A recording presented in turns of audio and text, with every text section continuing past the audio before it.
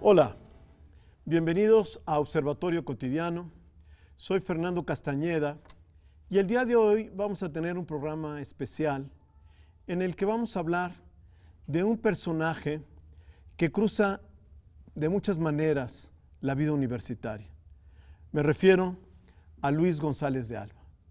Para platicar de él, tenemos hoy el gusto de que nos acompañe Antonio Mondragón Duarte, que es analista político, colaborador en medios y colaborador de Animal Político. Gracias por estar con nosotros. Gracias. Y también nos acompaña Imanol Ordorica Sacristán, un conocido y reconocido académico universitario. Imanol, muchas gracias por estar con nosotros. Gracias, Fernando. Bueno, la verdad es que Luis González de Alba es un personaje, sin duda, una figura que yo supongo que mucha gente lo recuerda de algo diferente, porque anduvo en muchas partes, hizo muchas cosas. Era una figura realmente, sin duda, un personaje vital, crítico, ¿no? A algunos les pudo haber gustado, no les pudo haber gustado muchas de sus posiciones, pero fue un hombre que mantuvo esa posición reflexiva, crítica de su vida. Empecemos por sus primeros años, por sus primeras épocas. Imanol, ¿qué podemos hablar de Luis González de Alba en sus primeras épocas juveniles, su involucramiento en el 68, todo esto? Bueno, la verdad es que, como dijiste, es un personaje que a lo largo de toda su vida abordó muchas tareas y muchas batallas, muchos argumentos, muchas actividades. Para mí, Luis González de Alba, de 1968, el que aparece en las reseñas, en su propio libro Los días y los años, es un referente que ha sido, y lo comentaba con él alguna vez en un intercambio a través de Facebook, uno de los elementos que constituyeron una forma de actuar, una forma de pensar la universidad, de pensar la política universitaria, de pensar las formas de hacer política. Yo creo que Luis González de Alba es, con Raúl Álvarez Garín, con Gilberto Guevara Niebla, con Roberto Escudero, sobre todo con ellos, quizás otros más, el Búho, Cabeza de Vaca, los principales símbolos de ese gran movimiento estudiantil de 1968 y de su trágico conclusión con la masacre de la Plaza de las Tres Culturas, ¿no? Que él estuvo allí. Él estuvo allí, y la narración crónica, novelada, que hace de los acontecimientos de 68, me parece a mí que es el libro más emotivo, y sin pretender ser un libro de análisis político, presenta al 68 en una forma en la que establece una conexión tremenda con el lector. Yo quisiera contar una anécdota. Tenía 13 o 14 años y mis padres llegaron un día y me dijeron: este es un libro que todo joven en México tiene la obligación de leer, ¿no? Uno a esa edad reacciona generalmente mal, pero yo creo que a la segunda página acabé prendido con el libro y bromeaba con Luis a raíz de la pregunta que le hicieron a Peña Nieto en la campaña sobre los libros que había leído, y le decía: la pregunta es estúpida, pero si me la hicieran, Luis, tendrías la vergüenza de que yo diría que quizás uno de los libros más importantes que he leído en mi vida es Los días y los años, y eso es culpa tuya. Entonces, un militante no tradicional, cercano en los primeros momentos al espartaquismo, aunque siempre crítico y distante de la ideologización, también manteniendo una distancia con el burocratismo y el pragmatismo que significaba en ese momento el Partido Comunista Mexicano y prácticamente en toda su historia, con un enorme carisma. Todo mundo relata, a mí no me tocó escucharlo, que era un orador excepcional, con una personalidad tremendamente atractiva, y que con con estos rasgos se constituyó junto con Roberto Escudero indudablemente en uno de los dos líderes indiscutibles de la Facultad de Filosofía y Letras y del Consejo Nacional de Huelga. Sí, era una figura realmente brillante. Y sus intervenciones, sus artículos, también ahí su agudeza siempre afloraba, ¿no? Provocador, en el mejor sentido, y clarificador, sobre todo. Eso es una de las cosas que contaban los ex líderes del 68, que pues ante las maratónicas sesiones que realizaban, pedían a todos, quedó muy grabado aquello de concretito, concretito, ¿no? Que quienes han andado en asamblea saben que la gente agarra el micrófono y no lo suelta. Y todos coinciden en que hablaban, bueno, pues uno de estos líderes como Escudero, ¿no? Otro Perelló, ¿no? Con quien tuvo interesantes polémicas, pero sobre todo Álvarez Garín y Luis González de Alba hablaban y clarificaban el asunto. O sea, decían, ya las dudas se disipaban, ya sabían por dónde había que ir y convencían, ¿no? Era la gran, la gran virtud, ¿no? Sobre todo la gran virtud del conductor, del dirigente. Pues aquí tenemos un ejemplo de alguien que sabe usar la palabra y la conducción justamente para clarificar las situaciones y los rumbos. Y bueno, el liderazgo de Luis González de Alba en ese y otros movimientos significó eso. Significó una conducción pensada, una reflexión permanente y posiciones de avanzada. Fue una figura muy interesante porque, sin duda, los líderes del 68 siguieron trayectorias diferentes y cada quien justificadamente siguió el camino. Pero él, en cierta medida, fue un miembro de esa generación que evolucionó de una manera muy singular, ¿no? Propia, ¿no? No es alguien que quedó nostálgico del 68 y al mismo tiempo mantuvo una postura crítica. Muchos también, otros líderes del 68 mantuvieron una postura crítica, pero y se metió en una serie de ámbitos, ¿no? Incluso, por ejemplo, toda la cuestión gay, etcétera, en la que él mantuvo una posición crítica, ¿no? Mantuvo una posición de avanzada, ¿no?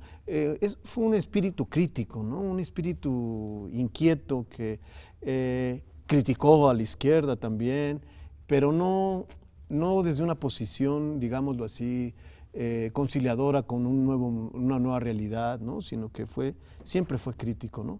Y mantuvo, es una trayectoria muy singular, me parece a mí, la de Luis González de Alba, ¿no? O sea, yo creo que son varias trayectorias las que sigue Luis paralelamente.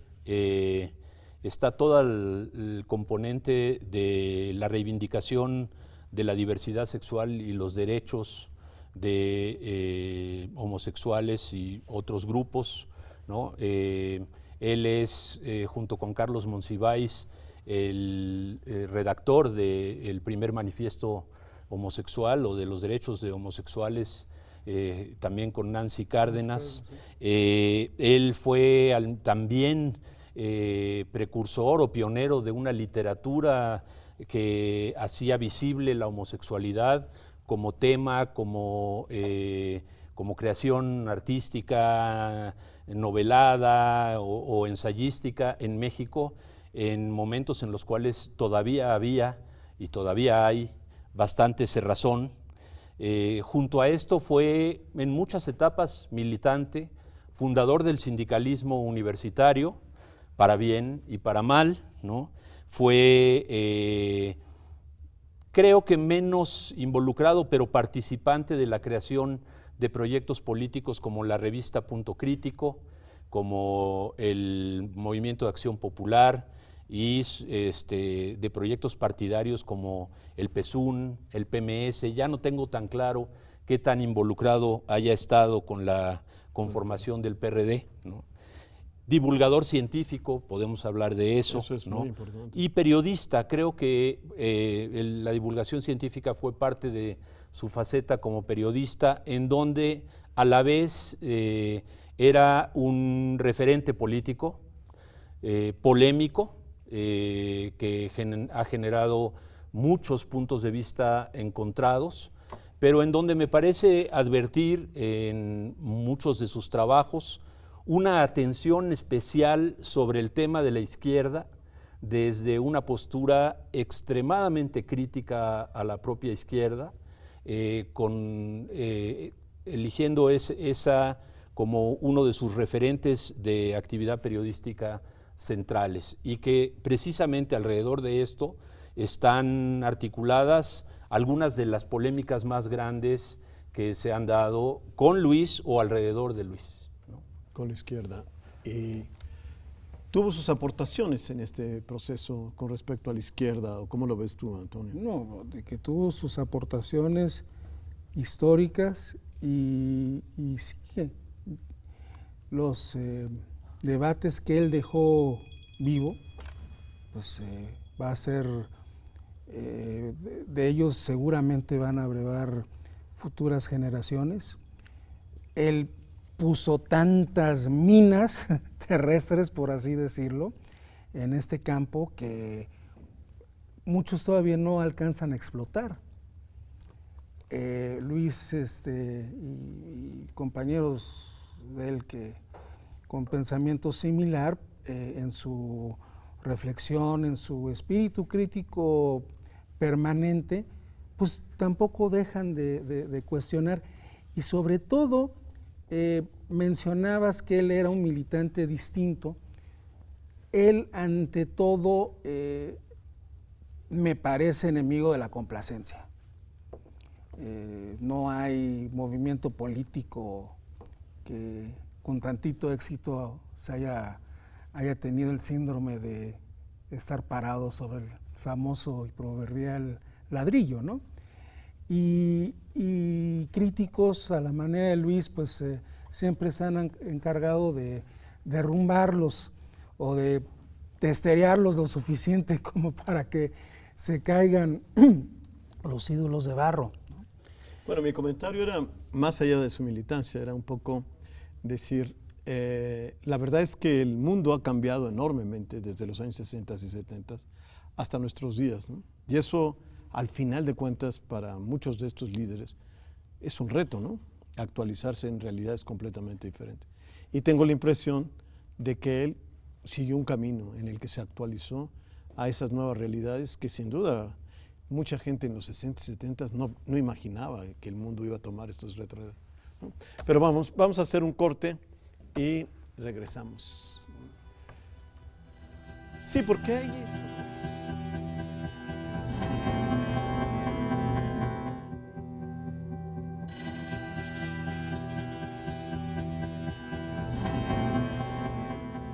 Las inquietudes intelectuales de Luis González de Alba son realmente impresionantes. Y una que era muy interesante era esa columna que tenía, o esas columnas semanales sobre el tema de la ciencia, ¿no? Que estuvo en La Jornada por un tiempo, después en Milenio, y que realmente hablaban de una vocación realmente y una pasión por temas que en principio no eran susceptibles, o uno no creía que un psicólogo cultivaría, ¿no? Temas de física, etcétera, ¿no? Fue un excelente editorialista, me parece a mí, escribía bien, era muy claro, ¿no? Era muy claro de los temas de la ciencia. Estoy de acuerdo que era un hombre que tenía esa cualidad de esclarecer, de traducir de una manera muy accesible las cosas, y eso lo llevó a trabajar en la ciencia, ¿no? A divulgar la ciencia muy bien, ¿no? O sea, yo creo que era una triple vocación, la de escritor, la de periodista y la de un interés particular en temas científicos, que se desarrollaron más allá de su formación como psicólogos. Su propia tesis de licenciatura era una aplicación de temas algebraicos a un tema de psicología, ¿no? Él señaló hace mucho tiempo que le interesaba la física, la astronomía, y en el momento de la fundación de La Jornada, lo relata el propio Luis González de Alba, acuerda con La Jornada el establecimiento de una columna que se llamó La Ciencia en la Calle, que hizo por más de 10 años y que luego se trasladó por algún tiempo a Crónica y después a Milenio, en donde combinaba divulgación científica y, como él mismo decía, a veces como ciencia social barata, colaba yo alguna crítica política o alguna polémica para incursionar en los temas más de la política. Y a veces, sin ocuparse de tratar de enmascarar sus escritos, atacaba estos temas políticos muy controversiales. Él publicó en Excelsior, publicó en 1+1, fue uno de los fundadores y de los articulistas permanentes de la revista Nexos, en donde podemos encontrar buena parte de los materiales más reflexivos, más de tipo ensayístico de Luis González de Alba, ¿no? Él, por ejemplo, a mí me provocaba siempre una situación muy complicada, ¿no?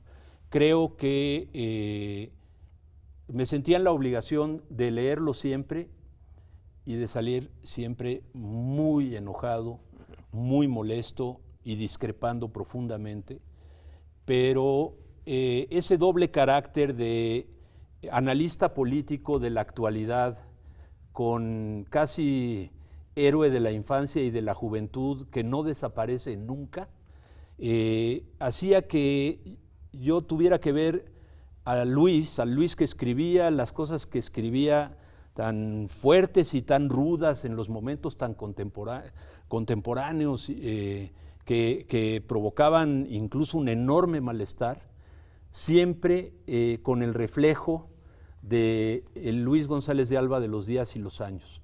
Hay gente que trata de desconectarlo, ¿no?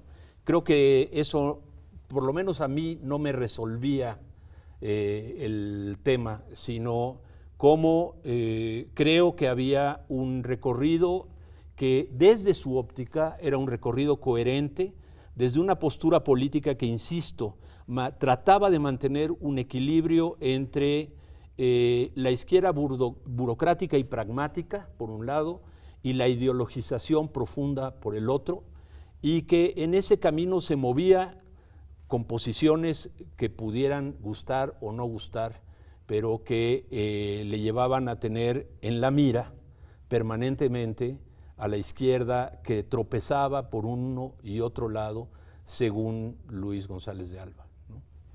Que es muy interesante, ¿no? Porque yo creo que es un personaje que creo que vale la pena profundizar en él, en su historia, porque efectivamente, como dice Imanol, ¿no? Es un personaje que mantuvo posiciones muy críticas, que a veces molestaron a mucha gente en momentos críticos, en situaciones de movimientos, situaciones muy críticas, pero en el que él, en su posición, trataba de esclarecer nuevamente, como tú lo decías, lo que él consideraba que podía ser, digamos, un juego político perverso, ¿no? Que me parece que en muchos momentos eso fue lo que él hizo, ¿no? Tratar de decir no se dejen llevar, o no están siendo manipulados, etcétera, ¿no? Tema que en realidad es un tema recurrente en los movimientos críticos, ¿no? O sea, siempre hay esa dualidad, ¿no? Siempre estamos hablando de potenciales, ¿no? Y por lo tanto de caminos equivocados, ¿no? Con un rasgo muy particular. Desde que yo conocí a Luis, muchos años después de 68, creo que 10 años después, era un hombre simpático y cáustico a la vez. Era cáustico en la interacción verbal y personal, y era tremendamente cáustico usando la palabra escrita. Cáustico hasta el punto de llegar a ser ofensivo, de incluso parecer insensible, ¿no? Pero en eso también hubo una continuidad. O sea, no es un Luis González de Alba que de repente se convirtiera a ese tipo de crítica y de forma de ejercer la crítica, sino que eso se ve ya en sus comentarios sobre los pescados, en las crujías de de Lecumberri o sobre los sectores ideologizados de humanidades en el CNH, había esa mordacidad y esa crítica muy fuerte que pasaba además como si fuera una narrativa o una cuestión estrictamente testimonial, pero que en el fondo tenía un tema de análisis político, ¿no? Y como... Bueno, yo González de Alba, un espíritu siempre cambiante y andante, ¿no? Yo no sé cuando Imanol dice que hay muchos que quieren desconectarlo, estás repitiendo de alguna manera o expresando lo que algunos dicen que, bueno, que Luis cambió en lo político, que de pronto leí un comentario de Facebook de alguien que fue muy cercano a él, que decía, no, es que Luis le dio la espalda a su gloria y cambió, pero queriendo decir que estas posiciones críticas habían sido resultado de una especie de cambio de fe, cambio de hábito. Desencanto.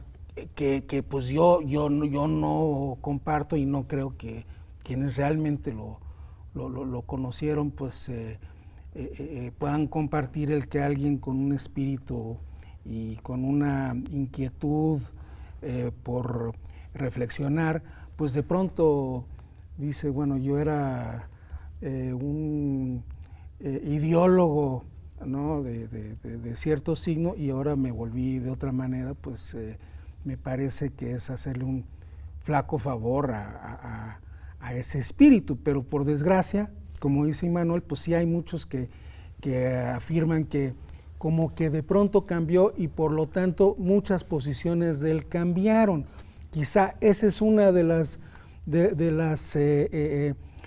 rutas que habría que explorar y aplicarlo a una autocrítica también de quienes afirman eso. O sea, es que uno cambió o que el mundo cambió y que por lo tanto pues alguien que es un estudioso del mundo pues bueno, pero lo que está necesariamente diciendo Imanol cambia. es que en su actitud fue el mismo cuando estaba en la cárcel y criticaba a los peces, supongo que eran los pescados, Sí, claro. y la ideologización, Por ¿no? el otro lado. El Exacto. discurso muy retórico, etcétera.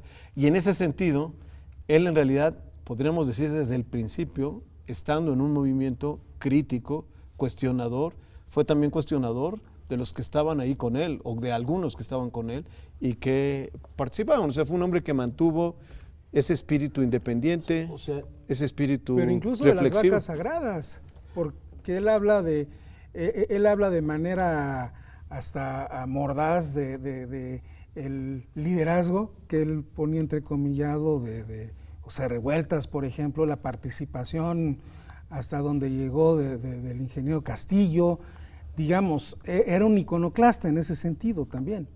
O sea, yo creo que todos cambiamos, los dirigentes del 68 y los activistas del 68 han cambiado a lo largo de sus vidas. ¿Qué tanto o qué tan poco han cambiado? No me siento calificado para saberlo, ni siquiera en el caso de Luis González de Alba, a quien conocí, pero de quien nunca fui cercano, ¿no?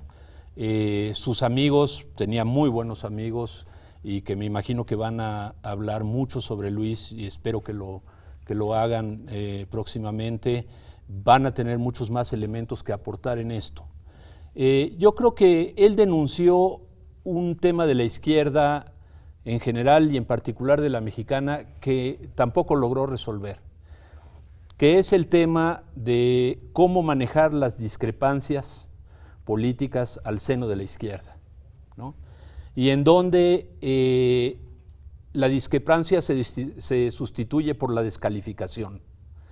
Y él criticó muy fuerte eso, criticó muy fuerte que la ideologización producía inmediatamente calificativos de traidores, de que se habían cambiado de bando, de lo que fuera, que es tan presente en nuestra cultura política mexicana. Pero al mismo tiempo hay otras formas de descalificación política que todos reproducimos todos los días, y de alguna manera que él criticaba y hacía presente en su propia forma política, porque esa mordacidad tremenda descalificaba muchas veces a sus oponentes o adversarios o objetos de la crítica. Esto no quiere decir que Luis fuera solamente eso, ¿no? O sea, tenía pues esa misma claridad que se ve en su análisis del movimiento de 68, presentado como en una forma literaria, muchas veces presente en el análisis de procesos políticos en el país. Y ocurre muchas veces que uno podía coincidir en parte y acabar molesto, no coincidir en nada, o por lo menos tomar como referentes para el análisis propio y para la discusión algunos de los temas que Luis ponía sobre la mesa, ¿no? Bueno, lamentablemente se nos acabó el tiempo. Realmente, como se hace evidente de esta conversación que hemos tenido, Luis González de Alba fue una figura de la que todavía tenemos que aprender mucho. Es una figura que de una u otra manera se acerca a los universitarios, y lo mejor es que sigamos reflexionando sobre él y sobre muchos temas que él visitó. Muchísimas gracias. Gracias. Gracias.